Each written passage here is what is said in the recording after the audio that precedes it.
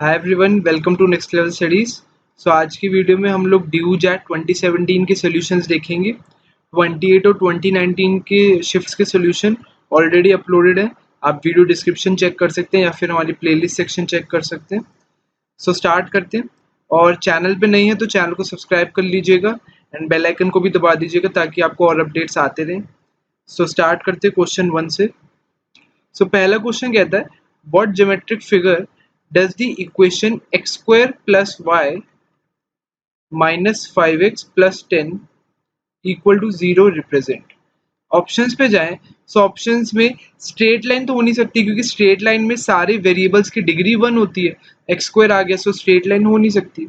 Circles पे आते हैं, ऑप्शन बी पे। सर्कल क्यों नहीं हो सकता? क्योंकि सर्कल में आपको पता है जो बेसिक आपको स्टैंडर्ड इक्वेशन पता है उसमें एक्स स्क्वायर और वाई स्क्वायर दोनों होने चाहिए।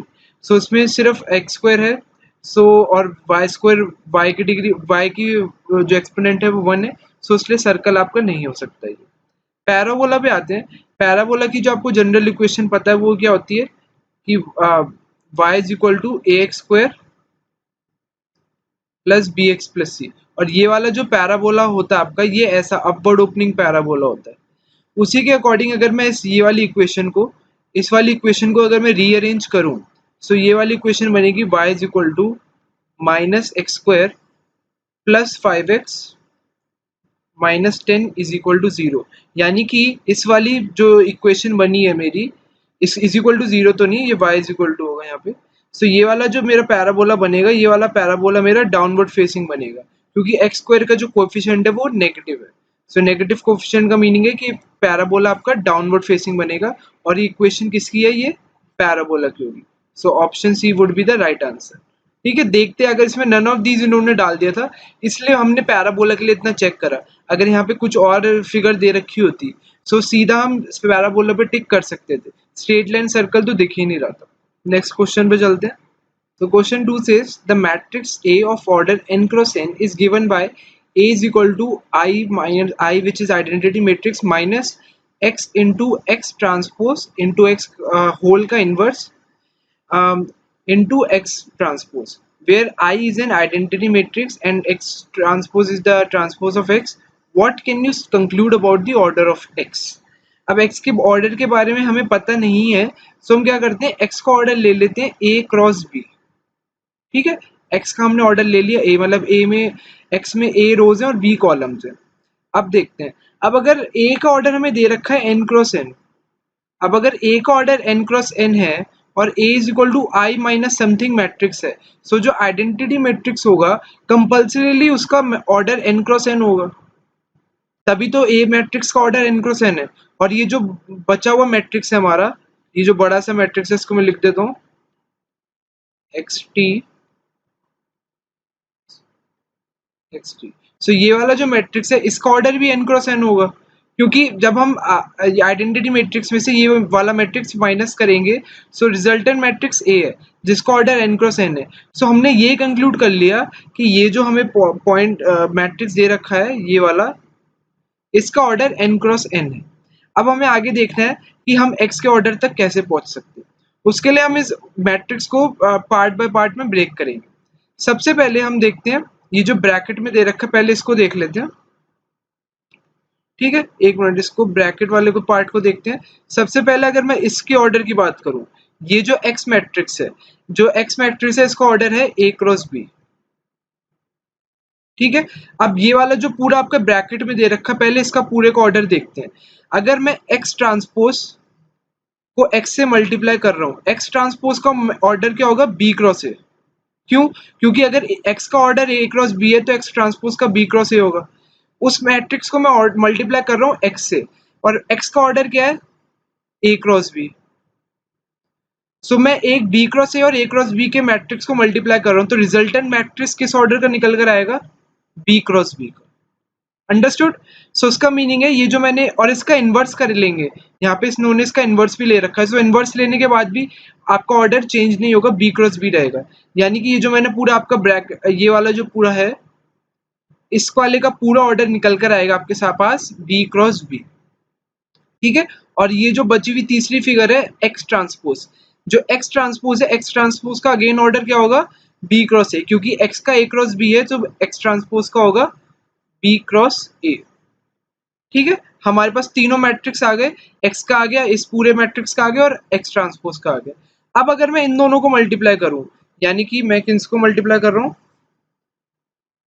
इसको और इसको। ठीक है, इस पार्ट को मल्टीप्लाई करूं, यानी इन दोनों मैट्रिक्स को मल्टीप्लाई जब मैं करूंगा, सो मेरे पास मैट्रिक्स का ऑर्डर क्या आएगा, ए क्रॉस बी, और बी क्रॉस बी के मैट्रिक्स को मल्टीप्लाई कर रहा हूं, सो यहां से रिजल्ट आएगा ए क्रॉस बी। और इस वाले मैट्रिक्स को मैं इससे मल्टीप्लाई कर रहा हूँ, ए क्रॉस बी को मैं मैट्रिक्स को मैं मल्टीप्लाई कर रहा हूँ बी क्रॉस ए वाले मैट्रिक्स से। सो जो रिजल्टेंट मैट्रिक्स निकल कर आ रहा है वो आएगा फिर ए क्रॉस ए। ठीक है, ये जो पूरा जो मैट्रिक्स का हमने देख लिया, ये जो पूरा आपका फिगर थी, ये वाली जिसको सर्कल करा है मैंने, इसका ऑर्डर नेट निकल कर आया है ए क्रॉस ए। लेकिन हमने शुरुआत में हमने क्या कंक्लूड किया था कि इसका ऑर्डर एन क्रॉस एन होना चाहिए। ये वाली जब हम आइडेंटिटी की बात कर रहे थे तो हमने इसको कंक्लूड किया था इसका ऑर्डर एन क्रॉस एन होना चाहिए, और अब निकल कर आया है ए क्रॉस ए। इसका मीनिंग है कि n की वैल्यू a के इक्वल हुई, ये हमने निकाल ली है कंडीशन। सो उसका मीनिंग क्या हुआ कि x जो हमने मैट्रिक्स माना था उसमें a क्रॉस b का हमने ऑर्डर अज्यूम किया था, और a क्रॉस b का हमने ऑर्डर एक मिनट a क्रॉस b का हमने ऑर्डर अज्यूम किया था और a की वैल्यू हमें n निकाल ली है। सो ये इसका ऑर्डर जो इफेक्टिव निकलेगा वो होगा आपका n क्रॉस b। ठीक है, सो हम डेफिनेटली ये श्योरिटी के साथ कह सकते हैं कि जो एक्स मैट्रिक्स होगा उसमें एन रोज होंगे, विच इज ऑप्शन ए। हमें बी के बारे में कुछ आइडिया नहीं लगा है, ए हमारे जो मैट्रिक्स निकल कर आ गया था वो एन की वैल्यू ए के इक्वल आ गई थी। हमें बी के बारे में कुछ नहीं पता, इसलिए हम बी के बारे में कुछ कमेंट नहीं कर सकते कि इसमें कितने कॉलम्स हैं या कैसे हिसाब है उसका ऑर्डर। सो हम एक्स के बारे में बता सकते हैं कि इसमें डेफिनेटली एन रोज है, और कॉलम्स कितने भी हो सकते हैं, कॉलम्स के पे कोई रिस्ट्रिक्शन नहीं है। आई होप क्वेश्चन सबको क्लियर होगा। नेक्स्ट क्वेश्चन में चलते हैं, अच्छे लेवल का क्वेश्चन था, इसको स्टार मार्क कर लीजिएगा सब। ठीक है, नेक्स्ट पे चलते हैं। तो इस वाले क्वेश्चन में हमें दे रखा है the area enclosed between the curves y square is equal to x and y is equal to x। So y square is equal to x का हम कर्व बनाते हैं। सो उसका कर्व आपका ओरिजिन से पास होता है 0,0, ये वाला पॉइंट हो गया आपका। उसके बाद y is equal to x की जो लाइन है वो भी आपकी ओरिजिन से पास होती है। एक मिनट दोबारा बना लेते हैं इस लाइन को।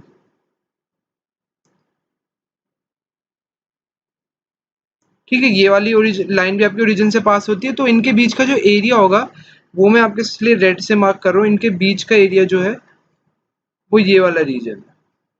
ठीक है, सो अब मुझे इसका एरिया निकालना है। सो मैं क्या करूंगा, area under the curve minus मैं कर दूंगा एरिया अंडर द लाइन। मतलब अगर मैं यहाँ पे परपेंडिकुलर ड्रॉप करता हूँ, सो ये एरिया अंडर जितना भी कर्व आएगा minus area under the graph, area under the straight line. So curve की जो इक्वेशन है, कर्व की इक्वेशन तो आपकी y square is equal to x है, और जो लाइन की इक्वेशन है वो आपकी y is equal to x है। अब मुझे अगर एरिया अंडर द कर्व है, सो आपको सबको पता है मैं कैसे इसका कर्व एरिया निकाल सकता हूँ, यूजिंग इंटीग्रेशन। यूजिंग इंटीग्रेशन मैं इनका एरिया निकाल सकता हूँ, बट द पॉइंट इज कि मैं कौन सी लिमिट्स लूँ। उस लिमिट्स के लिए मुझे x की वैल्यूज पता होनी चाहिए कि यहाँ पे x की वैल्यू क्या है और यहाँ पे x की वैल्यू क्या है। यहाँ पे तो मुझे पता चल रहा है 0,0 है, लेकिन अगर इस पॉइंट पे मुझे निकालनी है कि यहाँ पे क्या वैल्यू है और कॉरेस्पॉन्डिंग इसके लिए यहाँ पे क्या वैल्यू है, सो उसके लिए मैं क्या करूंगा, मैं देखूंगा वह कर्व जो है, दोनों कर्व और लाइन कहाँ पे इंटरसेक्ट हो रहे हैं। सो पहले वाले से मैं निकालूंगा कि y is equal to root X, इससे मैं निकाल सकता हूँ। सिमिलरली इससे मैं निकाल सकता हूँ y is equal to X, और root X is equal to X हम करेंगे।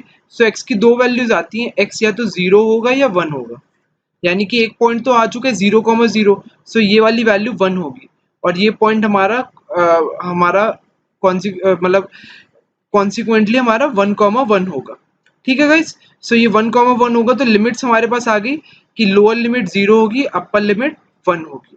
यहाँ पे हमें एरिया निकालना है, और एरिया के लिए एरिया ऑफ दी पहले हम निकालेंगे area under the curve, curve यानी कि y square is equal to x। So उसमें y की वैल्यू क्या है, root X, minus area under the line, straight line. So straight line हमारी क्या है, y is equal to X minus X. So ये होल का आपका dx हो जाएगा, बस इसकी वैल्यू निकाल लीजिए। सो रूट एक्स को हम करेंगे, रूट एक्स को करेंगे, सो ये बनेगा हाफ प्लस 1 अपॉन 3/2 और ये हमारा बनेगा x² 2 और लिमिट्स हमारी 0 1। सो ये हमारा बन जाएगा 2/3 x की पावर 3/2 माइनस x माइनस आपका हो गया x²/2। ठीक है, इसकी लिमिट्स है हमारे पास 0 to 1। अब इसमें लिमिट्स अगर पुट कर देंगे तो 1 पुट करेंगे, सो 1 पुट करने पे ये बनेगा 2/3 माइनस 1/2 और फिर 0 पुट करने पे तो ये 0 ही बन जाएगा पूरा। सो आंसर आएगा हमारा 6 लेंगे अगर हम, सो ये बनेगा 2 into 2 4 minus 3 विच इज 1/6। सो हमारा आंसर आ जाएगा 1/6 विच इज ऑप्शन डी, यानी कि area includes between the curves होगा 1/6। ये जो रेड रीजन मैंने मार्क करा है ये इसका एरिया 1/6 होगा। ठीक है, क्लियर है सभी को? नेक्स्ट क्वेश्चन पे चलते हैं। So this question asks the domain and range of the function fx is equal to under root of x square plus 1 is equal to r. So y is equal to under root of x square plus 1. So domain तो साफ दिख रहा है मुझे, all real numbers होंगे। कैसे? Domain आपके all real numbers होंगे क्योंकि अगर आप यहाँ पे देखो, अंदर देखो तो रूट के अंदर पॉजिटिव वैल्यू आनी चाहिए और x अगर नेगेटिव भी होगा सो x² बन के वो पॉजिटिव क्वांटिटी बन जाएगी। सो इसका मीनिंग है कि x² तो हमेशा पॉजिटिव क्वांटिटी रहेगी, पॉजिटिव प्लस पॉजिटिव आपको रूट में हमेशा पॉजिटिव आएगा। सो x में मैं कुछ भी डाल सकता हूँ। ठीक है, तो डोमेन तो आपका ऑल रियल नंबर्स होगा। उसके बाद रेंज की बात कर लें, सो रेंज में हम देखेंगे कि ये वाला y की पॉसिबल वैल्यूज, सो x² प्लस 1 जो है इसमें x² की मिनिमम वैल्यू क्या हो सकती है? 0। सो इसमें मैं पुट करूंगा तो root 0 plus 1 is equal to 1, यानी कि जो आपकी मिनिमम वैल्यू ऑफ y होगी वो आपकी होगी 1। मिनिमम वैल्यू ऑफ y आपकी 1 होगी और मैक्सिमम वैल्यू तो आपकी इन्फिनिटी हो सकती है क्योंकि आप x को जितना ज़्यादा बढ़ाते जाएंगे रेंज उतनी जाती बढ़ती जाएगी। सो इसका मीनिंग है कि आपकी रेंज जो होगी वो स्टार्ट होगी 1 से और अप टू इन्फिनिटी जाएगी। ठीक है गाइस, कौन सा ऑप्शन है? Option B would be the correct answer. Minus infinity to infinity यानी कि डोमेन रियल नंबर्स और 1 टू इन्फिनिटी आपका रेंज हो गई। नेक्स्ट पे चलते हैं। Two dice are tossed once. The probability of getting an even number on the first die or a total of 8 is। ठीक है, तो हमें दोनों केसेस एक तरीके से यूनियन वाला केस है और की बात कर रहे हैं। इसमें हम देखेंगे कि क्या कोई हमारा कॉमन केस भी बन रहा है, वो भी देख लेंगे। अगर हम बात करें, पहले सबसे पहले करते हैं गेटिंग एन इवन नंबर। पहली डाइस पे इवन नंबर आना चाहिए। अगर a, b है, a पहली डाइस पे आ रहा है, b दूसरी डाइस पर आ रहा है, अगर मैं ये नोटेशन मान लूँ। सो यहाँ पे हमारे पास पॉसिबिलिटीज क्या होंगी? 2 1 2 2। अगर मैं पहली कंडीशन को देखें, getting an even number first die, और ये 2 3 और ये अप टू जाएगा आपका 2 6 तक। ये तो पहला केस हो गया। सिमिलरली अगर a को इवन लेना है तो मैं दोबारा 4 1 ले सकता हूँ, फिर 4 2 ले सकता हूँ और ऐसे ही आपका चलता जाएगा ये 4 6 तक। ठीक है, ये 4 1 4 2 4 6 तक चलेगा। फिर ऐसी सिमिलर 6 1 ले सकता हूँ, 6 2 ले सकता हूँ और ये मेरा चलेगा 6 6 तक। सो यहाँ तक अभी तक मेरे पास 18 पॉसिबिलिटीज आ गई हैं, 6 इसकी 6 इसकी और 6 इसकी। So total 18 possibilities till now आ चुकी है। अब दूसरा केस देखें, और a total of 8। Total of 8 कहाँ से आएगा? टोटल ऑफ 8 के काफी केसेस इसमें ऑलरेडी इंक्लूडेड हैं। जब 2 6 वाला केस है, उसके अलावा आपका 3 3 उसके अलावा आपका 4 4 का केस है, 6 2 का केस है। सो वो केस ऑलरेडी है इसमें। अगर मैं टोटल ऑफ 8 लाना चाहता हूँ, सो 1 के साथ तो मैं कोई भी कॉम्बिनेशन लगा के ला नहीं सकता 8। सिमिलरली 2 वाले कॉम्बिनेशन में सारे चुन चुका हूँ। 3 के साथ 5 वाला केस है जो मैंने अभी तक नहीं लिया और वो इंक्लूड हो जाएगा। सिमिलरली 4 के साथ मैं 4 वाला केस ले चुका हूँ और 6 के साथ एक केस बचेगा 2। 6 के साथ तो 2 हो चुका है आपका, 5 के साथ बचेगा 3 वाला केस। सो ये दो केस आपके और आएंगे। सो 18 ये वाले केस और दो ये केस, 3,5 और 5,3। So which makes a total of 20 cases. और टोटल आपके आउटकम्स कब होते हैं? दो टाइस उछालने में 36, 6 into 6 36। सो आंसर होगा 20/36 और ये 4 से जा रहा है तो आंसर होगा 5/9। 5/9 is not in the option, so answer होगा D, none of the above. I hope question is clear to you. Next question. Next question is summation of I to 1 till n xi minus a का whole square equals. सो आपका ए क्या होता है, generally assumed mean होता है। So ये तो आपका ए जो है आपका एक वैल्यू होती है, मतलब अज्यूम्ड मीन मान लीजिए हमने ऑब्जर्वेशन में कुछ भी ले लिया, 20 ले लिया, 25 ले लिया, सो ए तो हमारा कांस्टेंट ही होता है।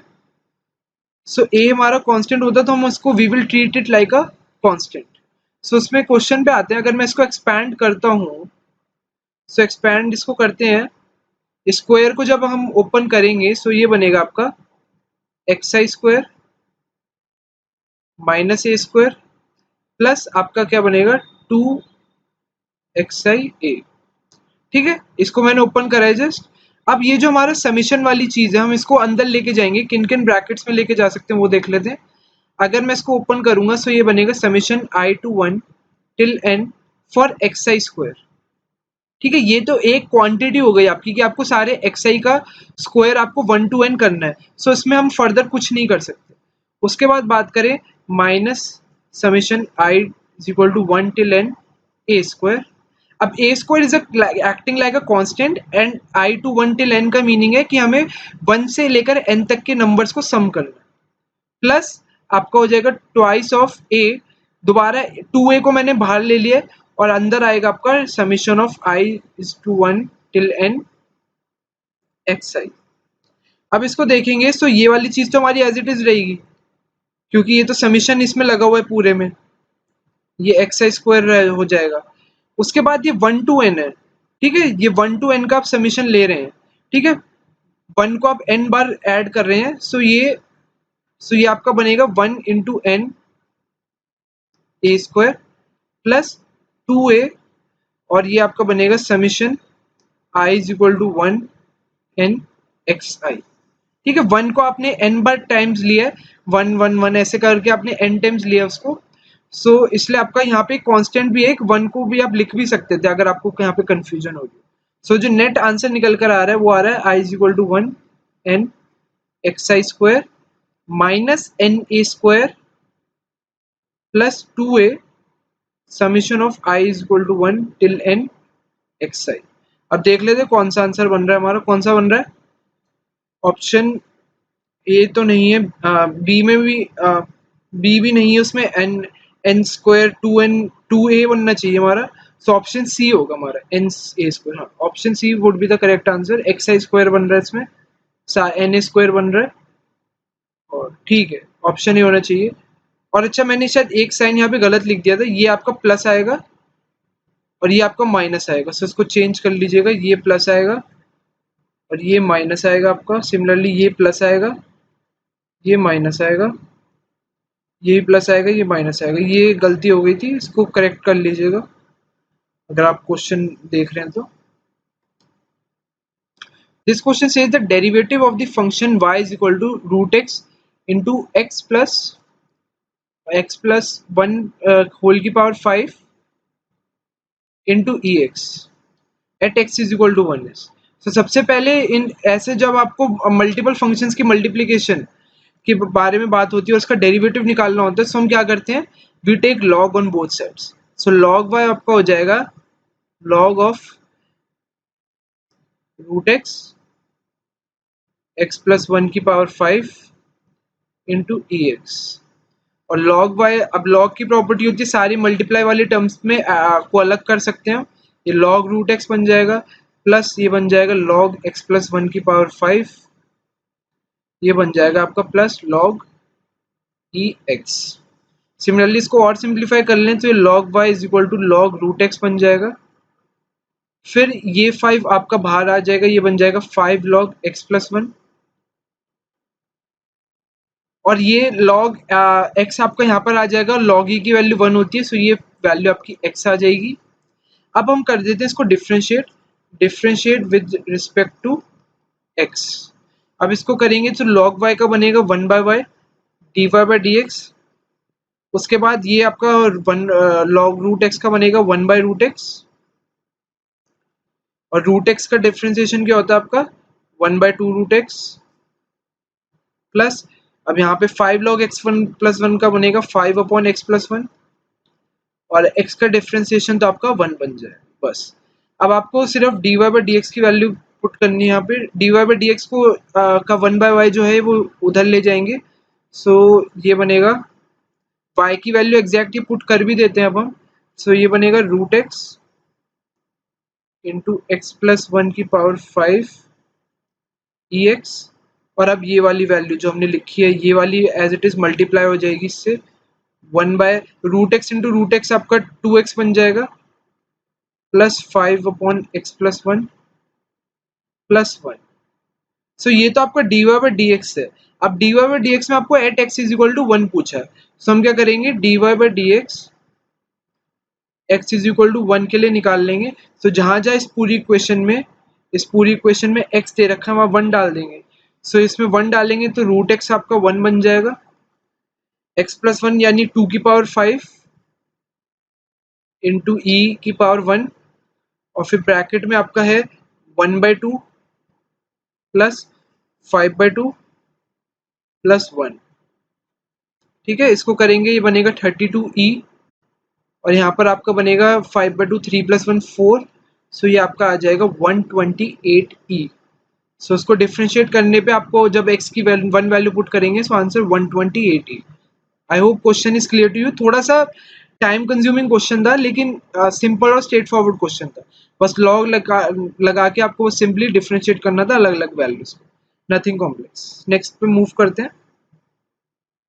एग्जामिन द स्टेटमेंट्स 1 2 3, ये 1 कॉमा कर लीजिए इसको, ये 1 comma 2 and 3 and answer the mean median and mode of any set of numbers are smaller than the maximum number in the set.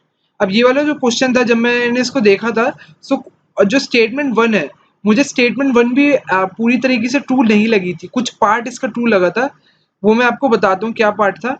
अगर हम देखे जाए तो mean of any set of numbers are smaller than the maximum number in the set. अगर हमारी सारी पूरे set में सारी ऑब्जर्वेशन ही इक्वल हुई, सो तब तो मीन हमारा इक्वल हो जाएगा। सो हिसाब से ये वाली स्टेटमेंट मैच नहीं कर पाएगी। और मोड के अगर हम देखें कि mode of any set of numbers are smaller than maximum number. अगर मान लीजिए आपने कोई ग्राफ बना रखा है ऐसी, एक मिनट मैं आपके सामने कोई रैंडम ऑब्जर्वेशन लेता हूँ। मान लीजिए ऑब्जर्वेशन मैं ले रहा हूँ 1 2 2 7 7 7, ये मैंने ऑब्जर्वेशन ली। सो ऑब्जर्वेशन का मोड क्या होगा 7, और मैक्सिमम नंबर क्या है इसमें 7। सो उस हिसाब से भी तो ये लेस तो है नहीं, इक्वल आ जाएगा। सो ये वाली स्टेटमेंट मुझे ट्रू लगी नहीं, लेकिन अगर आप ऑप्शंस में जाएंगे सो ऑप्शंस में ऐसा कोई स्टेटमेंट मिलेगी नहीं आपको जब आप ऑप्शन से मूव करेंगे।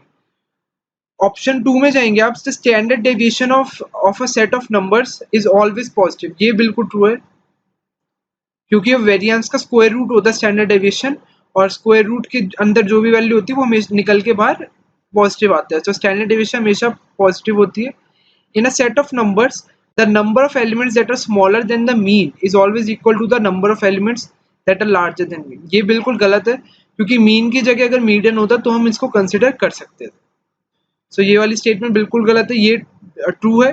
फर्स्ट में मेरे को डाउट है, सो सेकंड तो ट्रू है। अगर सेकंड ट्रू है तो हम देखेंगे सो ऑप्शन सिर्फ पहला ही है जिसमें ये स्टेटमेंट 2 जो है वो 2 दे रखी है, और किसी में 2 दे ही नहीं रखा है, और 1 2 एंड 3 में दे रखा है, लेकिन 3 पक्का से हमने देख लिया फॉल्स ही है। सो ये वाला ऑप्शन नहीं हो सकता। सो बेस्ट ऑप्शन जो है ऑप्शन ए ही बचेगा आपके पास। सो इसलिए मैंने ए को बेस्ट ऑप्शन बताया मार्क करने के लिए, लेकिन स्टिल आई थिंक कि फर्स्ट ऑप्शन में गलती है थोड़ी सी। बाकी आप लोग बताइएगा फीडबैक में कि क्या लगता है आपको। नेक्स्ट क्वेश्चन पे चलते हैं।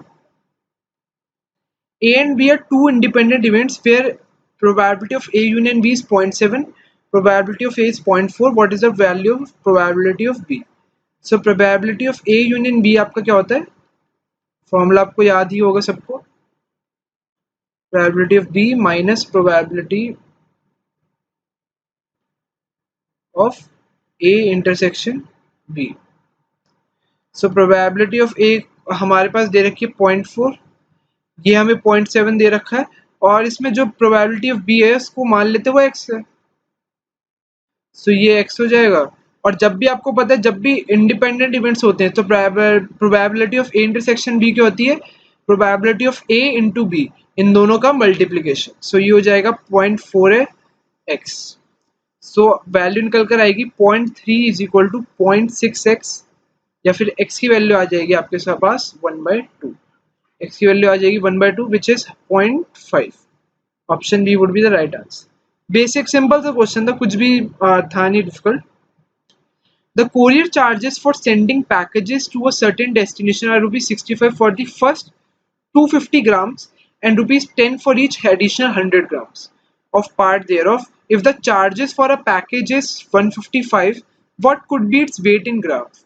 So इसका मीनिंग है कि 65 एक मिनट, अगर 250 ग्राम की तक के लिए बात कर रहे हैं, अप टू 250 की बात कर रहे हैं, सो चार्जेस हमारे रुपीज 65 होंगे।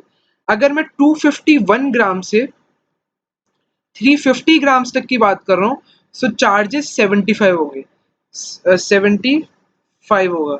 सिमिलरली अगर 351 ग्राम से अगर मैं 450 की बात कर रहा हूँ, सो उसके चार्जेस रुपीज 85 होंगे। सो ऐसे आपको देखना है, ठीक है, for rupees 10 for each additional 100 grams. So ये चीज का आपको ध्यान रखना है। तभी क्वेश्चन में दे रखा है व्हाट कुड बी, तो क्योंकि आपके पास एक रेंज आएगी, आपको देखना है कि आंसर्स में से कौन सा ऑप्शन है उस रेंज में लाई करता है। सो इस वे में अगर हम चलेंगे, सो हमारा अभी 250 ग्राम पे 65 का बिल है, सो हमें पहुंचना है 155 पे। 155 माइनस 65 करेंगे आप, तो ये आएगा आपका 90 रुपीज। सो इसका मतलब 65 में आपको 90 रुपीज और जोड़ने। 90 रुपीज का मीनिंग है कि आपको कहाँ तक जाना है, आपको जाना है, आपको 1000 ग्राम और जोड़ने पड़ेंगे, क्योंकि आपके हर 10 रुपीज पे आप 100 ग्राम्स एडिशनल कर रहे हैं। सो इसका मीनिंग है आपको अगर 90 ग्राम जोड़ रहे हैं तो आपको 900 ग्राम्स ऊपर जाना पड़ेगा। सो 250 ग्राम्स में आप 900 ग्राम्स ऐड करेंगे, सो आंसर आएगा आपका 1150 ग्राम्स। ये वाला क्वेश्चन, ये वाला वैल्यू आपकी वैलिड रहेगी 1051 ग्राम से लेकर 1150 ग्राम तक। ठीक है, अब बस हमें ये चेक करना है कि कौन सी वैल्यू इस रेंज में आएगी। ये वाली वैल्यू आपकी 155 रुपीज लगेंगे, यानी कि अगर आप 1051 ग्राम्स ले रहे हैं कोरियर के, तो भी आपको 155 रुपीज देने, और अगर आप 1150 ग्राम दे रहे हैं तो भी आपको 155 रुपीज देने। सो दोनों केसेस में 155 है, हमें बस रेंज चेक करनी कौन सा ऑप्शन है इस रेंज में। सिर्फ एक ही ऑप्शन है 1145। तभी क्वेश्चन में दे रखा what could be the it's fit. इस क्वेश्चन पे मैंने ग्रुप पे जब आया था तो ग्रुप पे भी काफी डिस्कशन हो रही थी इसकी, लेकिन इसका एग्जैक्ट आंसर 1145 होगा। नेक्स्ट पे चलते हैं। A B C D E and O, ये आपको नल मैट्रिक्स है, ठीक है, इसको ओ कह लीजिए, ये जीरो लग रहा है, ये ओ है, ये are matrices of order n cross n। It is known that a dot b is equal to a dot c and d dot e is equal to 0। So हमें पूछा गया examine the statements 1 and 2 and choose the correct option. b is equal to c, अब A B is equal to A C, अगर ये simple numbers के multiplication होती तो हम कह सकते थे, लेकिन एक चीज हमें नहीं पता, हमें नहीं पता कि if A is a null matrix, if A is a null matrix, ठीक है, अगर ए नल मैट्रिक्स है, सो आंसर आपका आंसर फिर बी और सी की वैल्यू पे डिपेंड नहीं करता है। मान लीजिए आपने करा ए आपका ऐसा है, ये आपकी ए की वैल्यू, ठीक है, आपने और बी की वैल्यू है कुछ 1 2 3 4, सी की वैल्यू आप लगा लीजिए है आपकी 3 4 5 6। सो ए डॉट बी आप करेंगे, सो ए डॉट बी की वैल्यू भी 0 आने वाली है आपकी। सिमिलरली आप ए डॉट सी करेंगे, उसकी वैल्यू भी आपकी कितनी आने वाली है, ए डॉट सी की वैल्यू भी 0 आने वाली है, लेकिन बी सी के इक्वल नहीं है, बी को मैंने अलग लिया, सी को ही अलग लिया मैंने, ठीक है। सो इसका मीनिंग है कि हम अगर हमें ए की नेचर के बारे में नहीं पता है तो तब तक हम नहीं कह सकते बी इज इक्वल टू सी है। सो ये वाली स्टेटमेंट गलत है। सिमिलरली दूसरी चीज इसने दे रखी है डी और ई की मल्टीप्लीकेशन आपको 0 या फिर नल मैट्रिक्स दे रहा है। सो उसका एक एग्जांपल अगर मैं देखना चाहूँ, सो मान लीजिए मैंने जो बी मैट्रिक्स है उसको मैंने ले लिया, ये ले लेते हैं 1 1 -1 यहाँ पे ले लेते हैं, और इसको मल्टीप्लाई करके मैं कोशिश कर रहा हूँ कि किसी तरीके से जीरो मैट्रिक्स नल मैट्रिक्स आ जाए। अगर मैं इसका -1 लेता हूँ, सो ये 1 -1 और ये 0 बन जाएगा। सिमिलरली यहाँ पे भी अगर -1 लेता हूँ, सो -1 और +1 -1, सारे एलिमेंट 0 बन रहे हैं। हाँ, अब आप इसके चेक करिए, सारे एलिमेंट्स आपके 0 निकल कर आएंगे, ठीक है। ये वाला मैट्रिक्स, अगर मैं ये वाला मैट्रिक्स को मैं ले लेता हूँ डी, ये बी नहीं सॉरी ये डी है, और ये वाले मैट्रिक्स को आप ई ले लीजिए। सो दोनों की मल्टीप्लीकेशन करके 0 0 0 0 आ रहा है, नल मैट्रिक्स आ गया। इसका मतलब जरूरी नहीं कि डी जीरो या ई जीरो, हमने ये नंबर्स में इक्वल होता है। अगर आपको दे रखा हो कि आपका, अगर आपको मैं सिंपल इक्वेशन दूं कि एक्स वाई की वैल्यू जीरो है, अगर मैं आपको कहूँ एक्स वाई की वैल्यू जीरो, तो आप कह सकते हैं कि एक्स या वाई में से कोई एक जीरो होगा।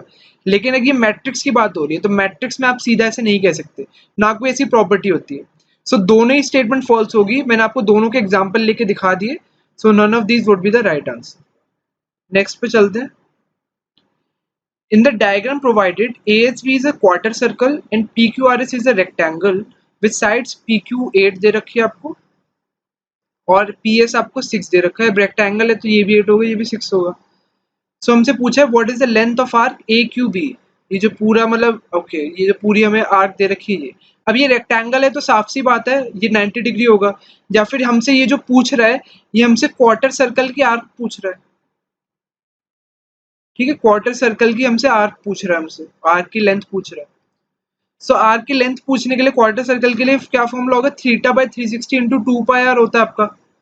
जनरल आपको अगर थीटा नहीं दे रखा, अब इसमें थीटा आपका 90 डिग्री दे रखा है। सो 90 अपॉन 360 इंटू 2 पाई आर करना है आपको सिंपली। बस आपको आर पता होना चाहिए, आपका आंसर आ जाएगा। अब आर कैसे निकालेंगे, सिंपल से दिख रहा है, बस एस और क्यू को ज्वाइन कर दो। एस क्यू क्या बन गया, एस क्यू बन गया रेडियस इस सर्कल का। ठीक है, एस क्यू रेडियस बन गया। और एस क्यू क्या है, S Q is also the diagonal of the rectangle. S Q diagonal भी है। सो एस क्यू की लेंथ क्या होगी, under root of 8 square plus 6 square, जो कि आपको पता है 10 होता है। सो एस क्यू की लेंथ 10 आ गई, यानी कि जो आपका रेडियस है वो 10 आ गया, सिंपल। बस यहाँ पे पुट कर दो। सो 90 बाई 360 इंटू 2 पाई, और यहाँ पे आपका 10 आ गया। सो इससे करेंगे 4 आ गया, और ये आपका 2 आ गया। सो आंसर आ गया आपका 5 पाई। सो 5 पाई पूरी आर्क की लेंथ होगी AQB, which is option A. ठीक है गाइस, इजी क्वेश्चन था। The shape of the curve y is equal to x square minus 8x plus 18 is best represented by the graph। अब आपको पता है जो जब भी आपने ऐसी क्वाड्रेटिक इक्वेशन पढ़ी है, या तो वो आपका अपवर्ड फेसिंग पैराबोला था या डाउनवर्ड फेसिंग। और अपवर्ड या डाउनवर्ड फेसिंग कौन डिसाइड करता है, एक्स स्क्वायर का coefficient. Coefficient of x square decides decides the decides the upward facing और डाउनवर्ड फेसिंग ऑफ पैराबोला। ठीक है, यानी कि अगर मेरा अगर एक्स स्क्वायर का कोफिशिएंट यहाँ पे 1 है, यानी कि ये जो मेरा कर्व बनेगा वो ऐसा बनेगा। ठीक है, ये श्योर है कि ये वाला कर्व जो है मेरा, ये ऐसा बनेगा। और उसके बाद मुझे दे रखा y इज इक्वल टू, और उसके बाद मुझे देखना है कि दो ऑप्शंस तो ऐसे ही कट गए, ऑप्शन ए कट गया, ऑप्शन सी कट गया। अब बी या डी में से आप देखोगे तो डी 2 पॉइंट में इंटरसेक्ट कर रहा है और बी इंटरसेक्ट कर नहीं रहा, यानी कि इसके इमेजिनरी रूट्स है ऑप्शन बी के, और इसके दो रियल डिस्टिंक्ट रूट्स है ऑप्शन डी के। सो जब मुझे नेचर ऑफ रूट्स निकालनी है तो मैं क्या करता हूँ, डिस्क्रिमिनेंट। डिस्क्रिमिनेंट में देखूंगा कि इस वाली इक्वेशन का अगर ग्रेटर देन 0 आ रहा है तो ये वाला ग्राफ होगा डी, अगर लेस देन 0 आ रहा है तो बी होगा आंसर। सो डिस्क्रिमिनेंट निकालूंगा तो बी स्क्वायर यानी कि -8 का स्क्वायर -4AC, 4 इंटू 1A है और C मेरा 18 है। सो ये आ गया 64 माइनस 72 विच इज -8, यानी कि इस पर्टिकुलर इक्वेशन के इमेजिनरी रूट्स होंगे। सो ऑप्शन बी, ये एक्स एक्सिस को टच ही नहीं करेगा। सो ऑप्शन बी होगा हमारा आंसर, अपवर्ड फेसिंग होगा और इमेजिनरी रूट्स होंगे। ओके, सो नेक्स्ट पे मूव करते हैं। If B is a square matrix and B square is equal to B, what is the value of I plus identity matrix plus B का whole cube minus 7B। सो उसको अगर expand कर दें, so ये बनेगा आइडेंटिटी क्यूब का, identity matrix का cube plus B cube plus जो आइडेंटिटी है बस उसको ही मैं लिख रहा हूँ 3I² B प्लस 3 आपका आ जाएगा IB² माइनस 7B। ठीक है, सो आई आइडेंटिटी मैट्रिक्स का क्यूब आइडेंटिटी मैट्रिक्स के इक्वली होता है प्लस बी क्यूब। अब बी क्यूब को मैं लिख सकता हूँ B² dot B. Similarly identity matrix का स्क्वायर आपको 3b के इक्वल ही आ जाएगा, क्योंकि आप उस 3b मैट्रिक्स से आइडेंटिटी मैट्रिक्स को मल्टीप्लाई करेंगे 3b ही आएगा। सिमिलरली यहाँ आइडेंटिटी मैट्रिक्स को हम इग्नोर कर सकते हैं, ये 3b स्क्वायर बन जाएगा -7b। सो ये i प्लस आपका ये बी स्क्वायर है। अब बी स्क्वायर की वैल्यू क्वेश्चन में b दे रखी है, सो उसको हम दोबारा b डॉट b कर सकते हैं, plus 3b plus 3b square. अब बी स्क्वायर को दोबारा b के इक्वल पुट कर सकते हैं बिल्कुल, सो ये 3b आ गया, -7b आ गया। सो i प्लस, अब ये बी स्क्वायर बन गया, बी स्क्वायर प्लस ये आपका -b बन गया, 6b -7b ये वाली वैल्यू, सो ये -b बन गई। अब बी स्क्वायर की वैल्यू b दे रखी है, सो ये बन गया i plus b minus b which is equal to i with और identity matrix. So identity matrix plus b का होल क्यूब -7b की वैल्यू होगी ऑप्शन डी, आइडेंटिटी मैट्रिक्स के इक्वल। आई होप क्वेश्चन सबको clear था, easy question था, कुछ नहीं करना था, बस इसको सब्स्टिट्यूट करते जाना था, आंसर आ जाएगा। हार्डली 45 और टू 50 सेकेंड्स का question. So this question says two equal circles of maximum possible size are cut out of a rectangular card of size 16 cm by 8 cm. What is the approximate area of the card paper left after removing the circles? सबसे पहले इसको draw करते हैं। ये आपका rectangle हो गया, 16 और 8 हो गया आपका। इसके बाद जो दो सर्कल्स हैं वो आपको इक्वल बनाने और मैक्सिमम पॉसिबल साइज के, यानी कि वो दोनों हाफ ऑफ एरिया में बनेंगे। सो हाफ ऑफ एरिया में बनेंगे, सो ऐसे सर्कल्स बनेंगे जो आपके सारी साइड्स को टच करते हुए जाएंगे। एक सर्कल ये बन गया आपका, और एक सर्कल ये बन गया, ठीक है। थोड़ा सिमेट्रिकल फिगर नहीं बनी है, उसके लिए कुछ नहीं कर सकते। सो ये आपका बन गया। और उसके बाद आपसे पूछा है कि कितना अप्रोक्सीमेट एरिया बताइए, कितना बच जाएगा। सबसे पहले तो इस वाले सर्कल का रेडियस निकाल लेते हैं। अगर मैं पूरी लाइन को ज्वाइन कर दूंगा, सो यही वैल्यू भी आ रही है, ये भी आ रही है, ये भी आ रहा है, ये भी आ रहा है। सो 4r की वैल्यू आपकी 16 है, या फिर r की वैल्यू 4 है, यानी कि दोनों सर्कल्स का रेडियस 4 है। सो 4 है तो उनका एरिया निकाल लेते हैं। एक सर्कल का एरिया होगा pi R square which is 16 pi. So area of both circles निकाल लेते हैं। एरिया ऑफ बोथ सर्कल होगा आपका 16 पाई इंटू 2, 32 पाई। 32 पाई आपका दोनों एरिया का सर्कल आ जाएगा। अब आपको बताना है कि कितना एरिया, अगर दोनों सर्कल्स को कट कर लेंगे तो जो एरिया बचेगा उसका वो कितना होगा। सो एरिया कौन सा बचेगा, जिसको मैं ब्लू से मार्क कर रहा हूँ, ये वाला एरिया बच जाएगा, ये वाला एरिया बच जाएगा, ये वाला, ये वाला, ये वाला।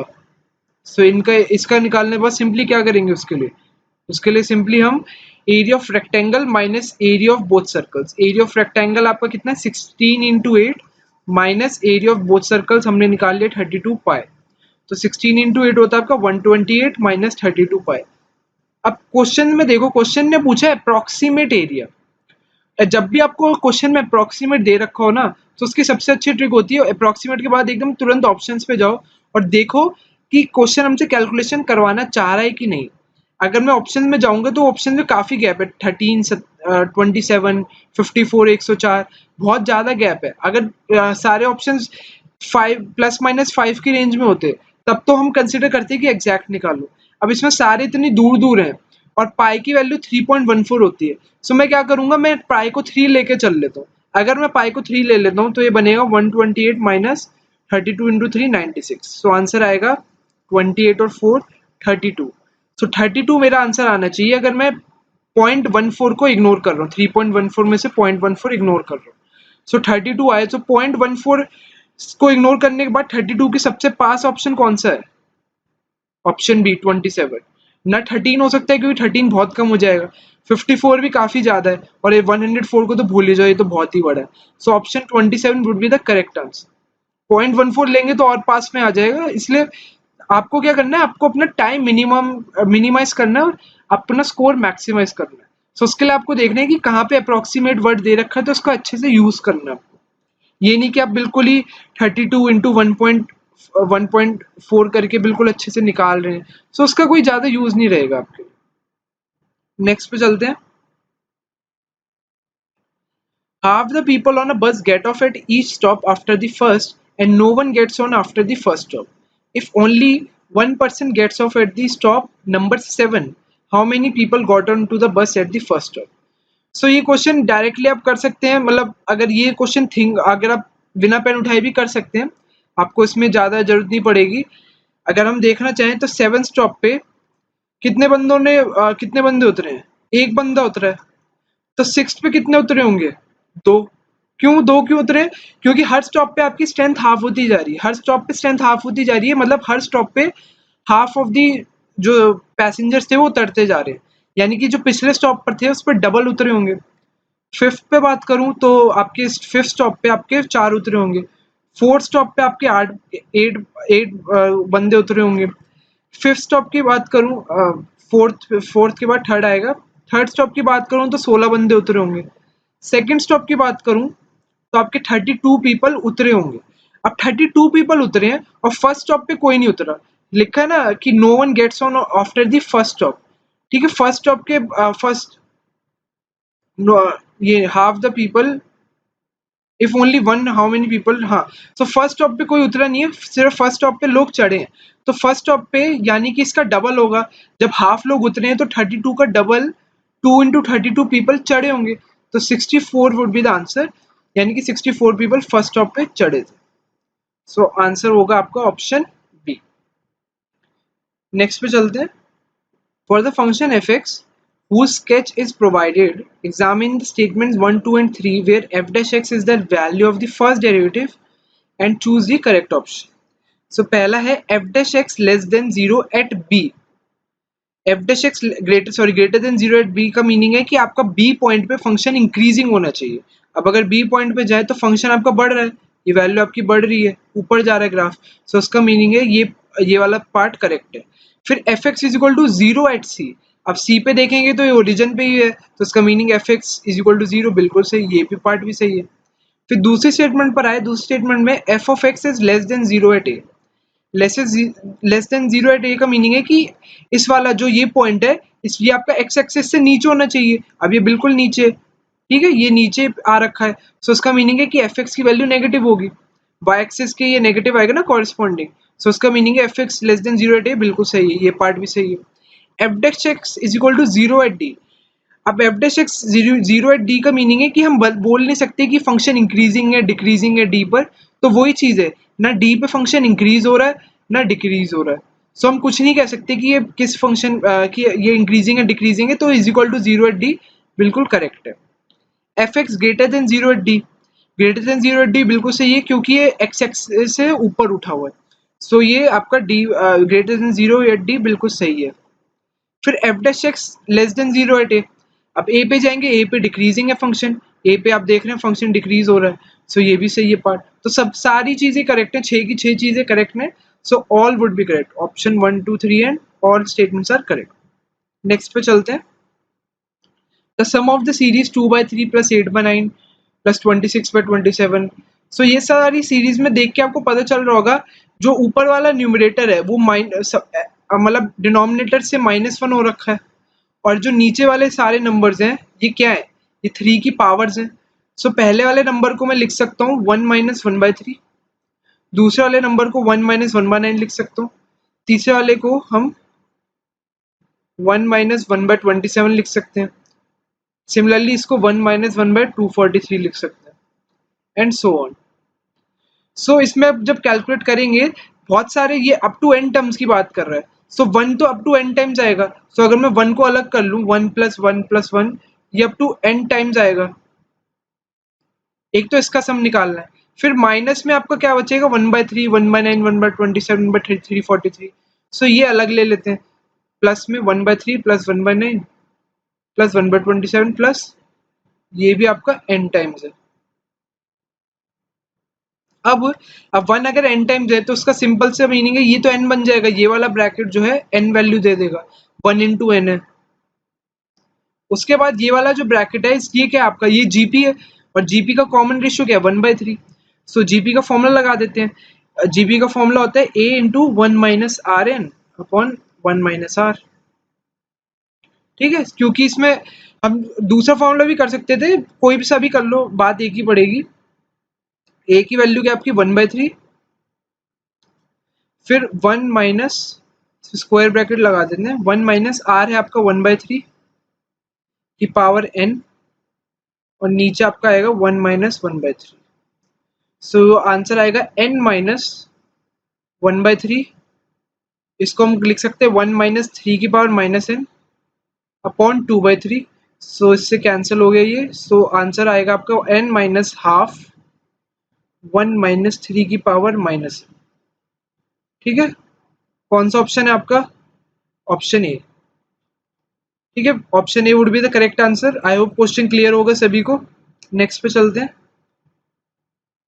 Limit h tends to 0, fourth root of 81 plus h minus 3 upon four upon h equals. So इसमें अगर h को 0 पुट करेंगे, लिमिट जब हम h को 0 पुट करेंगे, सो हमारा ये बनेगा 81 की 4 माइनस 3 अपॉन 0। सो 81 का फोर्थ रूट 3 होता है, सो ये 0/0 फॉर्म बन जाएगी। ये आपकी 0/0 फॉर्म बन जाएगी। सो उसके लिए क्या करेंगे, जब 0/0 फॉर्म होती है हम क्या करते हैं, हम एल हॉस्पिटल रूल यूज करते हैं। एल हॉस्पिटल रूल में हम दोनों न्यूमरेटर डिनोमिनेटर दोनों को अलग अलग डेरिवेट कर देंगे। सो उसको डेरिवेट करेंगे, सो ये बनेगा limit h tends to 0। So numerator में आपका बन जाएगा 81 प्लस h की पावर, इसको रूट हटा देते हैं एक बार, क्योंकि इसकी पावर जो है पावर चेंज हो जाएगी ना। ये जो 1/4 की पावर है ये बाहर आ जाएगी। सिमिलरली 81 प्लस h जो है उसकी पावर हो जाएगी 1/4 माइनस 1, और माइनस 3 का डेरिवेटिव तो 0 होता है, सो उसको मैं लिख नहीं रहा। अपॉन h का डेरिवेटिव तो आपका 1 हो जाएगा, क्योंकि हम सब कुछ derivate with respect to h कर रहे हैं। सो उसमें बस अब 0 h की जगह 0 पुट कर देंगे। सो ये बनेगा 1/4 इंटू 81 की पावर माइनस 3/4। सो 1/4, अब ये होता है 3 की पावर 4 इंटू माइनस 3/4, या फिर इसको लिख सकते हैं 1/4 इंटू 3 की पावर माइनस 3, और आगे का मैं यहाँ लिख देता हूँ 1/4 इंटू आपको 3 की पावर माइनस 3 को 1/3³ भी लिख सकते हैं, या 1/4 into 1/27 is equal to 1/108, which is option T. ठीक है, इजी वैरायटी था, बस आपको एल हॉस्पिटल लगाना था, कुछ भी मुश्किल नहीं था इसमें। नेक्स्ट पे चलते, लेकिन आई वुड स्टिल से कि 2018 और 2019 के जो क्वेश्चन पेपर थे उनका लेवल फिर भी कम था, इसका लेवल अच्छा है। Next question, if a minus B is equal to 1 then the value of a cube minus B cube minus 3ab is. ये वाला question I am not discussing, बिल्कुल बेकार लेवल का क्वेश्चन है, मतलब 5 सेकंड का भी क्वेश्चन नहीं। ये वाला क्वेश्चन आप खुद देखिएगा, ये आई am not discussing the answer. Answer आप इसका ऑप्शन बी है। If the histogram representation of the marks scored by students in an examination is this, which of the options is true regarding the distribution of students' marks in the examination? So ये वाला question जब देखा था मैंने, तो I think ये question शायद थोड़ा इनकम्प्लीट है, क्योंकि यहाँ पे हमें मार्क्स में हमें कुछ डिविजन्स नहीं दे रखे हैं, एंड प्लस इसमें मुझे इन्होंने जो करेक्ट आंसर दे रखा आंसर की अकॉर्डिंग वो मीन ग्रेटर देन मीडियन है, और लेकिन मेरे को ये सी ऑप्शन भी करेक्ट लगा, मोड ग्रेटर देन मीन, क्योंकि जो मोड है इसका वो यहाँ पे कहीं लाई करेगा, और वो ऑब्वियसली मीन से ज्यादा दिख रहा है। तो आई थिंक ये क्वेश्चन शायद इनकम्प्लीट है। सो इसको आप कमेंट से बताइएगा अगर इसका करेक्ट वर्जन क्या है, या फिर इसमें मैं कुछ मिस कर रहा हूँ तो वो भी बताइएगा। और इसके अलावा कुछ बता देता हूँ आपको चीजें, ये जो कर्व है आपको या फिर हिस्टोग्राम है, ये आपका राइट स्क्यूड डिस्ट्रीब्यूशन है, क्योंकि इसमें जो आपकी टेल है वो टेल आपकी ऐसी बन रही है। ठीक है, राइट, ये फिर आपकी राइट टेल्ड है, इसको पॉजिटिव स्क्यूड भी कहते हैं हम, पॉजिटिवली स्क्यूड भी हम कहते हैं इसको। ये कुछ बेसिक टर्मिनोलॉजीज होती है जो आपको पता होनी चाहिए, कि ये इसकी राइट टेल है और इसको पॉजिटिवली स्क्यूड है, राइट स्क्यूड भी कहते हैं। ये this is not a symmetrical distribution. Normal distribution में तो जैसे आपका बेल कर्व बन जाता है बिल्कुल, सो वो वाला केस नहीं है ये। ठीक है, ये आपका पॉजिटिव डिस्ट्रीब्यूशन का केस होता है, लेकिन ये राइट स्क्यूड का केस है। सो इसमें क्वेश्चन में आप बताइएगा कमेंट्स में कि करेक्ट आंसर क्या है इसका। नेक्स्ट पे चलते हैं। लॉग का क्वेश्चन है, इजी क्वेश्चन है, देख लेते हैं। पहला हम लिख सकते हैं log 27 अपॉन log 343 लिख सकते हैं बिल्कुल, क्योंकि वो बेस में है, इनटू इसको लिख सकते हैं log 9√3 अपॉन log 9। उसके बाद अब log 27 को log 3 क्यूब लिख सकते हैं। सिमिलरली log 343 को हम log 3 की पावर 5 लिख सकते हैं। ये 243 है, सॉरी। सो ये 3 की पावर 5 हो जाएगी, इनटू ये आपका है log 9√3। अब 9√3 को हम कैसे लिख सकते हैं, 3 स्क्वायर इंटू 3 की पावर हाफ, यानी कि 3 की पावर 5/2। सो इसको हम लिख सकते हैं 3 की पावर 5/2 अपॉन log 3 स्क्वायर। अब सारी पावर्स जो, जैसे 3 क्यूब है, 3 क्यूब का 3 ये यहाँ पे आपका बाहर आ जाएगा, सो ये बनेगा 3 log 3। सिमिलरली नीचे 5 log 3 बन जाएगा आपका, यहाँ पे आपका 5/2 log 3 बन जाएगा, और यहाँ पे आपका 2 log 3 बन जाएगा। बस अब log 3 से सारे ये कैंसिल हो जाएंगे। हमें क्या देखना है, इसको सिंप्लीफाई करेंगे, 3/5 इंटू 5/2 इंटू 1/2। सो 5 से 5 कैंसिल हो गया, आंसर आ गया आपका 3/4। 3/4 करेक्ट आंसर होगा, which is option B. I hope सबको क्लियर होगा, इजी वैरायटी ऑफ क्वेश्चन था ये। नेक्स्ट पे चलते हैं। The sum of the series a1 square minus a2 square plus a3 square minus a4 square up to a2n का square. सो सबसे best तरीका तो ये है कि आप इसमें ऑप्शंस, आप वैल्यूज पुट कर सकते हैं। a को 2 पुट कर लीजिए, 3 पुट कर, 2 से आ जाएगा आंसर शायद आपका। लेकिन जो इसका प्रॉपर तरीका होता है वो मैं आपको बताता हूँ। इसका प्रॉपर तरीका क्या है, जो थोड़ा सा लंबा पड़ेगा, लेकिन प्रॉपर तरीका आपको आना चाहिए। अगर मैं सम ऑफ द सीरीज बोल रहा हूँ, यानी कि मैं a1 square minus a2 square plus a3 square minus a4 square कर रहा हूँ, और ये अप टू आपका जा रहा है प्लस a2n माइनस 1 का स्क्वायर माइनस है आपका a2n का स्क्वायर। सो इस पर्टिकुलर जब हम ऐड करेंगे इन सबको, तो आपको ये दिख रहा है कि ये a square minus B square का आइडेंटिटी इसमें लग सकती है, बिल्कुल लग सकती है। सो ये बनेगा a1 plus a2 into a1 minus a2। Similarly जो a3 का स्क्वायर माइनस a4 का स्क्वायर है, उसमें मैं लिख सकता हूँ a3 प्लस a4 और इसकी मल्टीप्लीकेशन a3 माइनस a4 से। सिमिलरली ऐसे में लास्ट वाली जो टर्म है, लास्ट वाली टर्म में भी मैं a2n माइनस 1 प्लस a2n लिख सकता हूँ, और इसकी multiplication a2n minus 1 minus a2n से। सो अब आपको एक चीज देखनी चाहिए कि जो a1 माइनस a2 है, a3 माइनस a4 है, और a2n माइनस 1 माइनस a2n है, इन सबकी वैल्यू क्या होगी, माइनस डी। माइनस डी क्या है, कॉमन डिफरेंस। आपको दे रखा है कि a1 a2 a3 और ये a2n है, ये a2n है, इसको करेक्ट कर लीजिएगा, ये a2n है, ये सारे AP में दे रखे हैं आपको। सो उसका मीनिंग है कि a1 minus a2 a3 minus a4 a2n minus 1 a2n, ये सारे आपके क्या होंगे, माइनस डी के इक्वल होंगे। सो इस पूरा जो सम है, ये इस पूरे सम को मैं ऐसे लिख सकता हूँ कि माइनस डी कॉमन ले लिया, और अंदर बचेगा a1 plus a2 plus a3 plus a4 up to आपका जाएगा a2n। ठीक है, ये आप आई होप सबको ये वाला स्टेप क्लियर हो गया होगा कि a1 minus a2 a3 minus a4 सब माइनस d बन जाएंगे, क्योंकि आपको d की वैल्यू क्या होती है, a2 माइनस a1 होगी, लेकिन यहाँ पे a1 माइनस a2 है तो ये माइनस d हो जाएगा। सो ये आपका यहाँ प्लस माइनस आ जाएगा, ये प्लस हो जाएगा। आई होप ये चीज सबको क्लियर हो जाएगी।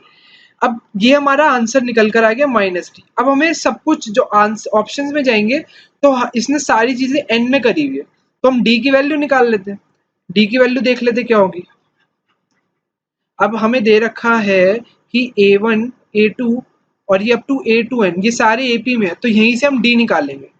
अगर मैं a2n की बात करूं, तो a2n की वैल्यू क्या होती है आपकी, a2n होता है आपका a1 plus d into 2n minus 1। 2n minus 1 क्यों, क्योंकि यहाँ पे आपकी nth टर्म में निकाल रहा हूँ, सो यहाँ पे 2n इसलिए करा क्योंकि टोटल टर्म्स हमारे पास 2n है। सो d की वैल्यू क्या आ जाएगी, इससे सब्स्टिट्यूट करेंगे आप a2n minus a1 upon 2n minus 1। ये d की वैल्यू आ गई आपके पास। ठीक है, सारी चीजें हम डी ए टू एन या ए वन ए इनके टर्म्स में आ चुकी है। अब इसमें पुट कर देते हैं। अब इसमें पुट करेंगे, सो माइनस की जगह जब माइनस यहाँ पे मल्टीप्लाई होगा तो ये बन जाएगा A one minus A two N बन जाएगा, ये है ना, ये माइनस हट जाएगा अपॉन 2n माइनस 1 इंटू आपका है ए वन प्लस ए टू प्लस ये जाएगा आपका ए टू एन तक। सो ये आपका फाइनल आंसर अभी तक बन रहा है। इसके बाद का जो है मैं ब्लू से लिख रहा हूँ। इसके बाद ये वाला जो अंदर की टर्म है, ये वाला आपका क्या है, ये आपकी सम ऑफ एपी है। सम ऑफ एपी का फॉर्मूला लगा देंगे, A one minus A two N upon 2n minus 1। ये तो पहली टर्म लिख दी मैंने। दूसरी टर्म के लिए हम कर देंगे, टोटल टर्म्स कितनी है 2n बाई 2, इसका formula 2n by 2 upon first term plus last term, यानी कि a1 प्लस a2n। ठीक है, ये आपका फॉर्मूला बन गया। अब इससे ये कैंसिल हो गया। अब यहाँ पे इस वाली टर्म को देखो, a1 माइनस a2n और a1 प्लस a2n, अब दोबारा a square minus b square बन जाएगा ये। सो नेट आंसर क्या निकल कर आएगा, 2 से 2 कैंसिल कर दिया, नेट आंसर आएगा n अपॉन 2n माइनस 1 और अंदर आएगा a1 का स्क्वायर माइनस a2n का होल स्क्वायर। ठीक है, ये पूरा आपका आंसर आएगा। आई होप क्वेश्चन क्लियर हो गया होगा, अच्छे लेवल का क्वेश्चन था। तो इसका शॉर्टकट क्या था गाइस, शॉर्टकट था वैल्यू पुटिंग से। वैल्यू पुटिंग से कैसे कर सकते हैं आप वो बता देता हूँ। मान लीजिए आप सिर्फ n को 2 पुट कर लीजिए, सो n को 2 पुट कर लीजिए तो आपको 2n तक जाना है। 2n यानी कि आपको a4 तक, आपको a4 तक जाना है ना। 2n n को 2 पुट करेंगे तो ये 2n आपका 4 बन जाएगा, यानी कि आपको, आपके लिए क्वेश्चन बस इतना सा रह जाएगा। क्वेश्चन में आपको सिर्फ इतना सा कैलकुलेट करना है। ठीक है, सो उसमें अगर हम पुट करके देखें, सो a1 को आप 1 मान लीजिएगा, a2 को 2 मान लीजिएगा, a3 को 3 मान लीजिएगा और a4 को आप 4 मान लीजिएगा। उसके अकॉर्डिंगली इनके स्क्वायर देखेंगे, a1 स्क्वायर आपका 1 होगा, माइनस a2 स्क्वायर आपका 4 होगा, प्लस a3 स्क्वायर आपका 9 होगा, माइनस a4 स्क्वायर आपका 16 होगा। अब ये सम आपको देखना है कि कौन से ऑप्शन में ये वेरीफाई कर रहा है। अब ये वाली चीज आपको वेरीफाई करनी पड़ेगी। ठीक है, ये वाली वेरीफाई चीज कर लीजिएगा, a2n माइनस 1 यानी कि a3 की बात कर रही है। सो कौन सा ऑप्शन वेरीफाई करेगा आप चेक कर लीजिएगा। सारी वैल्यूज है, a1 हमने पता है, a2n पता है, a2n की जगह a4 पुट कर देना और n की जगह 2 पुट कर देना, जो आंसर आ रहा होगा वो बैच कर जाएगा। तो ये एक शॉर्टकट है जिससे आप कर सकते हैं। ठीक है, ये वाला मैं नहीं कर रहा, ये वाला आप खुद ट्राई करिएगा। नेक्स्ट पे चलते हैं। The inequality 5/x is less than 10 is equivalent to, so x की प्रोबेबल वैल्यूज पूछिए। सो जब भी आपके पास ऐसे आता है, सो आप हमेशा उनको क्रॉस मल्टीप्लाई या कुछ मत कीजिएगा। हमेशा एक साइड को LHS या RHS, उसमें से एक साइड को 0 बनाने की कोशिश कीजिएगा। 5/x माइनस 10 लेस देन 0, अगर मैं डायरेक्ट यहाँ पे कर दूंगा सो मेरे पास आंसर क्या आ जाएगा कि x greater then 5/10, x greater then 5/10, या फिर आएगा x ग्रेटर देन हाफ। और मैं कौन सा ऑप्शन टिक कर दूंगा, x greater than 5, option C tick कर दूंगा और मुझे क्या मिलेगा, -1। सो हमेशा जब भी ऐसी इनइक्वालिटीज में हमेशा एक साइड को 0 बनाने की कोशिश करो। सो उसमें 5 कॉमन लेंगे, ये बनेगा 1/x माइनस 2 लेस देन 0, या फिर 1 minus 2x upon x less than 0। अब आपके पास जो इनइक्वालिटी बनी है, अब यहाँ से क्रिटिकल पॉइंट्स लो और उसको नंबर लाइन पे प्लॉट करके अपने अपने वो देखो कि कौन से इंटरवल्स में हमारी कंडीशन सेटिस्फाई कर रही है। अगर 1 माइनस 2x को मैं 0 के इक्वल पुट करूंगा, सो x की वैल्यू क्या आएगी मेरे पास, हाफ, यानी कि 0.5। सो एक मेरे पास क्रिटिकल पॉइंट ये आ गया। फिर x को अगर 0 पुट करूंगा सो एक ये आ गया। अब किसी पे भी मैं 0, ये सारे पॉइंट्स पे मैं आपका ये डार्क सर्कल नहीं बना रहा है, क्योंकि हम इक्वल टू 0 या इक्वल टू 0.5 नहीं ले सकते, क्योंकि यहाँ पे लेस देन 0 की बात हुई है, यहाँ पे कहीं पर भी इक्वल की बात नहीं हुई है। सो यहाँ पे मैंने दोनों ओपन सर्कल्स रखे हैं, कोई भी डार्क सर्कल मैंने नहीं करा। ठीक है, सो अब हम चेक करेंगे 3 इंटरवल में। एक आपका -∞ टू 0 तक है, एक 0 टू 0.5 है, एक 0.5 टू इंफिनिटी तक है। सो इन पे चेक करना है हमें। अब अगर आप सिर्फ एक पे चेक कर लेंगे तो आपको बाकी दोनों चेक करने की जरूरत नहीं है, क्योंकि ये ऑल्टरनेट पैटर्न चलता है इसमें। अगर मैं -∞ टू 0 लूंगा, उसमें मान लेता हूँ मैं कोई भी पॉइंट -1 ले लेता हूँ, -1 लूंगा मैं। सो -1 लूंगा, सो न्यूमरेटर तो ये मेरा पॉजिटिव बन जाएगा और denominator negative. So positive upon negative मेरा नेगेटिव आएगा, सो यहाँ पे मेरा नेगेटिव आएगा। उसके उस लॉजिक के हिसाब से जो अल्टरनेटिव वाली चीज होती है, ये पॉजिटिव आएगा, ये नेगेटिव आएगा। आप खुद से चेक भी कर सकते हैं। अगर आप 0 to 0.5 कोई भी वैल्यू यहाँ पुट करेंगे इस वाले एक्सप्रेशन में, तो आपके पास वैल्यू पॉजिटिव आएगी, इस वाले में करेंगे तो नेगेटिव आएगी। और हमें मतलब है नेगेटिव से, हमारी कंडीशन की थी ये वाली, हमें नेगेटिव से मतलब है। सो दो कंडीशन होगी कि x जो है या तो -∞ to 0 हो, या फिर आपका यूनियन उसका होगा 0.5 से इन्फिनिटी। ये दो कंडीशन होगी, ठीक है। सो अगर आप, मैंने आपको ये पूरा लॉजिक भी बताया कि अगर आप सिंपली बस क्रॉस मल्टीप्लाई करके इनको कर देंगे तो आपका आंसर गलत आएगा, और वो ऑप्शन में दे रखा होगा, ऐसा ऑप्शन दे रखे होंगे आपको। सो ऑप्शन डी इसका करेक्ट आंसर होगा।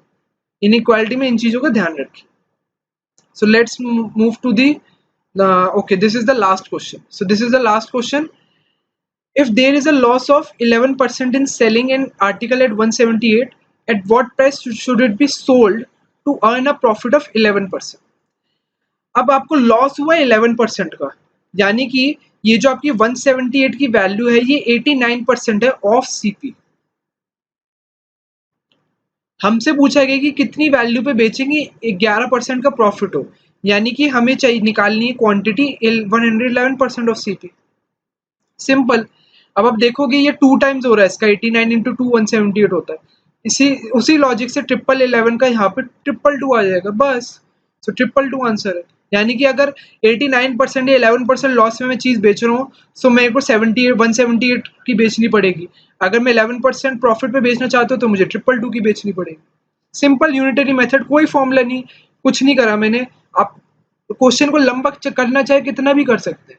हमारा ऑब्जेक्टिव क्या रहना चाहिए, क्वेश्चन को मिनिमम टाइम में करने, कम से कम इक्वेशन कर लिखनी है, और लॉजिक जितना ज्यादा क्लियर होगा उतना कम टाइम लगेगा। ठीक है, विद दिस वीडियो को खत्म करते हैं। आई होप आपको अच्छी लगी होगी वीडियो। चैनल को सब्सक्राइब कर लीजिएगा अगर नहीं है चैनल पे। हमारी प्लेलिस्ट सेक्शन जरूर विजिट कर लीजिएगा, उसमें काफ़ी कंटेंट है।